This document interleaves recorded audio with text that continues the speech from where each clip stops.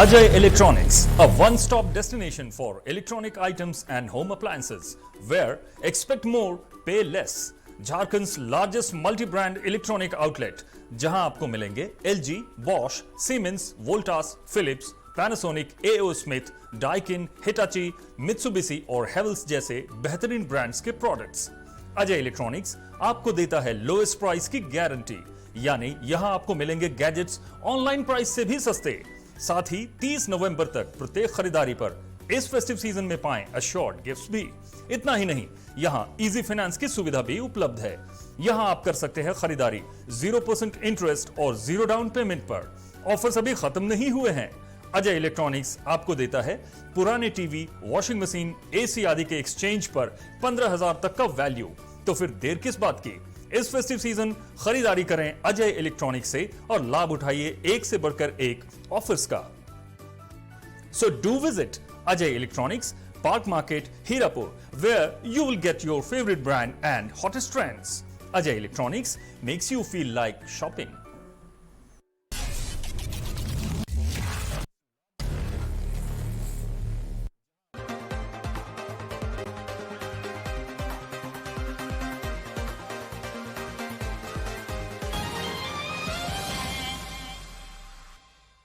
नमस्कार, आप देख रहे हैं 99 न्यूज और इस वक्त मैं हूं आपके साथ जया भारती। स्वागत है आज के इस खास खबर में। धनबाद में गोल बिल्डिंग से लेकर कांकोमठ तक बन रहे राज्य की पहली 8 लेन रोड की बाधाएं अब खत्म हो गई हैं। State highway authority of Jharkhand यानी कि साज की अनुशंसा के आधार पर नगर विकास विभाग के संशोधित प्रस्ताव को मुख्यमंत्री हेमंत सोरेन ने स्वीकृति प्रदान कर दी, जिससे लगभग 8 महीने तक बंद रहे रोड निर्माण का कार्य फिर से शुरू हो जाएगा। मुख्यमंत्री के इस आदेश के बाद धनबाद के लोगों में खुशी का माहौल है, जबकि इस पर राजनीति भी शुरू हो गई है। विपक्ष ने सीएम से पूछा है कि हेमंत सोरेन को जनता को जवाब देना चाहिए कि आखिर 8 माह तक सड़क निर्माण का कार्य क्यों प्रभावित किया गया। क्या है पूरा मामला, हम बताएंगे अपनी इस आज की खास रिपोर्ट में। धनबाद में गोल बिल्डिंग से लेकर कांकोमठ तक बन रहे राज्य की पहली 8 लेन रोड को 8 माह पहले मुख्यमंत्री हेमंत सोरेन के आदेश पर निर्माण कार्य रोक दिया गया था। 20 किलोमीटर लंबी इस सड़क को 8 लेन की जगह 4 लेन करने की अनुशंसा की गई थी। यह अनुशंसा धनबाद के उपायुक्त की रिपोर्ट के आधार पर की गई थी, जिसमें बताया गया था कि ऐसा करने से सरकार के 45 करोड़ से अधिक रुपए बच जाएंगे।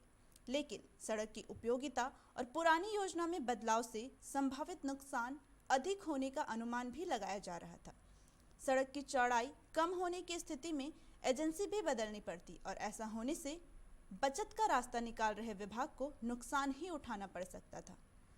इस सड़क के निर्माण कार्य को रोक दिए जाने के बाद सड़क जानलेवा बन गई थी। कई स्थानों पर गढ़वाल से छड़ें बाहर निकल रही थी। कई स्थानों पर सड़क अवरुद्ध होने के कारण हादसों की संभावना थी। इसके लिए लगातार धनबाद के लोग इस सड़क के निर्माण करने की मांग कर रहे थे। लोगों की मांग को सरकार तक पहुंचाई गई थी। लोगों के माध्यम से शासन प्रशासन को बताया गया था कि 8 लेन सड़क में कटौती से न सिर्फ धनबाद की जनता को बल्कि राज्य को भी आर्थिक नुकसान उठाना पड़ सकता है। सरकार ने इसके तकनीकी पहलुओं को समझते हुए फिर 8 लेन सड़क को ही मंजूरी दे दी। नहीं लगाया गया था, रोक दिया गया था।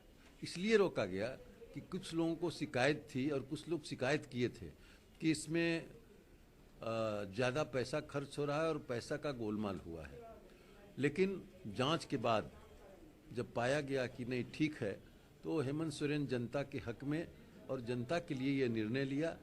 हम धनबाद जिला कांग्रेस कमेटी की ओर से, यहाँ की जनता की ओर से हेमंत सोरेन को धन्यवाद देते हैं कि 8 लेन सड़क को वो हरी झंडी दे दिए हैं और हम उम्मीद करते हैं कि उनके नेतृत्व में बहुत जल्द काम शुरू हो जाएगा और यहाँ की जनता को एक बहुत बड़ी सौगात मिलेगी। दरअसल सड़क की चौड़ाई 8 लेन से कम कर 4 लेन बनाने को लेकर उपायुक्त की अनुशंसा नगर विकास विभाग को प्राप्त हुई थी।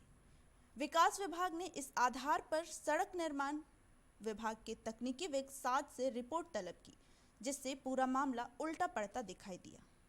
साज के तकनीकी जानकारों ने बताया कि अगर योजना में बदलाव किया गया तो सरकार के लिए 4 लेन की सड़क बनाना 8 लेन की सड़क बनाने से ज़्यादा महंगा साबित हो सकता है।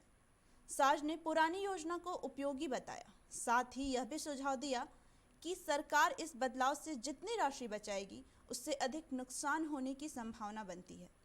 काम करने वाली एजेंसी काम छोड़ने के एवज में नुकसान की भरपाई का दावा कर सकती है और कहीं नई एजेंसी के चयन की परिस्थिति बनी तो इस एवज में खर्च होने वाली राशि बचत की राशि से भी अधिक हो सकती है। इतना ही नहीं, तकनीकी विज्ञ ने यह भी बताया कि 4 लेन सड़क के लिए फिर से DPR बनवानी होगी जो खर्च को और बढ़ाएगी। इसके अलावा सबसे महत्वपूर्ण बात यह रही कि भविष्य की आवश्यकताओं को ध्यान में रखकर ही इस योजना को अंतिम रूप दिया गया था। साज के अनुसार इस सड़क की आवश्यकता कतई कम नहीं हुई है।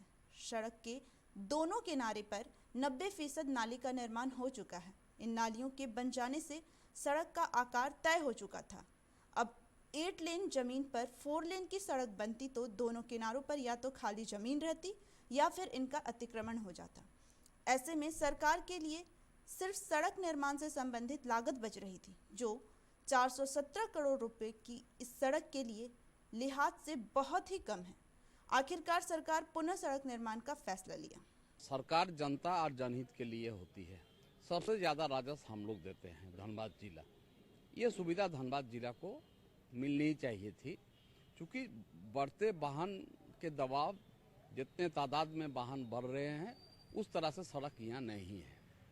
इसमें कोई ना श्रेय ले सकता है ना कोई किसी पर दोषारोपण कर सकता है। सड़क पर राजनीति नहीं होनी चाहिए। बन रही है, अच्छी बात है, परंतु अभी कई स्टेप है। अभी तो केवल घोषणाएं हुई है, कई तरह की बाधा आएंगे। जमीन एक्वायर की बात है, उसके बाद उसको पैसा देने की बात है। हालांकि धनबाद के लिए एक है आपका उपलब्धि है, मगर श्रेय पूरा निकाय बोर्ड को, धनबाद की जनता को, मीडिया को। इस मामले पर धनबाद के भाजपा विधायक राज सिन्हा ने कहा कि उन्होंने लगातार मुख्यमंत्री हेमंत सोरेन से इस सड़क निर्माण पर चर्चा की और निर्माण शुरू करवाने का आग्रह किया। इसके अलावे उन्होंने धनबाद में फ्लाईओवर निर्माण का भी प्रस्ताव रखा है। इधर विपक्ष ने सवाल उठाया कि मुख्यमंत्री जनता को बताए कि आखिर 8 महीने तक 8 लेन सड़क निर्माण को क्यों रोका गया। हमने तो जब ये सड़क खराब हो गया, काम शुरू करने के बाद जब बंद हो गया, लोगों को काफ़ी परेशानी होनी, तो मैंने 2 बार जाके माननीय मुख्यमंत्री से मिल करके इस सड़क को जल्द शुरू करवाने का मांग किया। समाचार पत्रों में भी आया है और आज जब उसको स्वीकृति मिल गई तो हमने धन्यवाद भी दिया है, मुख्यमंत्री का आभार भी व्यक्त किया है। तो 8 लेन सड़क नहीं बनना चाहिए ऐसा हमने कभी नहीं कहा है। हम बोले कि उससे पहले जरूरी था कि बैंक ओवर का फ्लाईओवर बने, बैंक मोड़ का, यह हमने कहा था। और इसलिए आज जब ये पास हो गया तो स्वागत योग्य कदम है। जो बैंक मोड़ का फ्लाईओवर है, यह फ्लाईओवर बहुत ही इंपॉर्टेंट है और सबसे इंपॉर्टेंट कोई काम अगर धनबाद को चाहिए तो वो बैंक मोड़ मटकुरिया से बैंक मोड़ पूजा टावीज फ्लाईओवर। अब उसको कैसे करेगी सरकार, क्या करेगी, यह तो है, मैंने बात भी किया। बहरहाल जो भी हो, देर से ही सही, सरकार ने इस फैसले से धनबाद की जनता को एक बड़ा उपहार दिया है।